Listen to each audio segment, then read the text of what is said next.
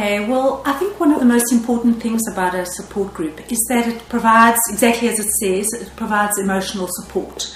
So often what comes with a mental illness is that we feel quite alone or isolated, or that people don't really understand me, people don't get me. And the wonderful thing about a support group is it's made up of other people who are also struggling, also trying to deal with a similar kind of thing to you. They might not have the exact same mental illness as you, but it's usually something similar. And so it's really nice to talk to other people who say, yes, I genuinely know how you feel.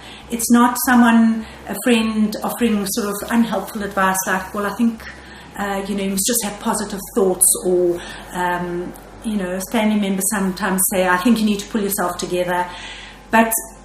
And those are really unhelpful. In a support group, you've got other people who really have struggled with the same thing as you. And that's such a benefit. We can't actually quantify how important it is to be really heard and to be really understood, and have a forum to speak about things and not worry about people judging you or think you're crazy. So I think that's the key benefit of a support group. I think another benefit is that you're talking to people. Maybe this is addressing your second question. Is that it's a support group is not a group therapy session. So I think it's important to understand that. So you're not forced to speak if you don't want to speak, and you don't have to engage in the process. It really is about talking to your peers.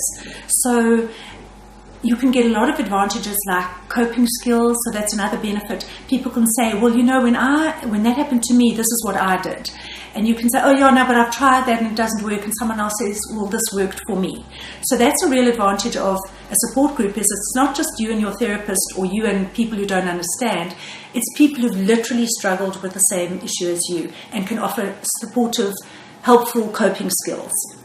I think another big, big benefit is that it's an empowering process to belong to a support group, because you're amongst peers and you're encouraged to share your experiences and to share how you coped. So, like I said, it's not the same as a group therapy session. You might have a psychologist running it, but it could be just an ordinary person who's interested in running support groups. It could be another person who is suffering from, for example, bipolar, the same condition as you might be suffering with. And they know how they went through it and how they experienced it, and how supportive it was to have a group to talk to and to feel at home with and not judged by. So the facilitator is not a therapist. They're not going to force you to talk. They're not going to tell you how to run your life, or, not that therapists do that, but, that sort of thing. There's no pressure in a support group. It's really just your peers, talking to your peers and feeling relaxed. You might get some psychoeducation, some stuff on, SADC's got wonderful pamphlets and booklets and information on whatever mental illness you're struggling with. And so it's just really a warm, non-judgmental space that the facilitator ensures is there for you. So just ensuring confidentiality, just making sure that everyone feels safe in the space, and then it's up to you, and the support group runs itself.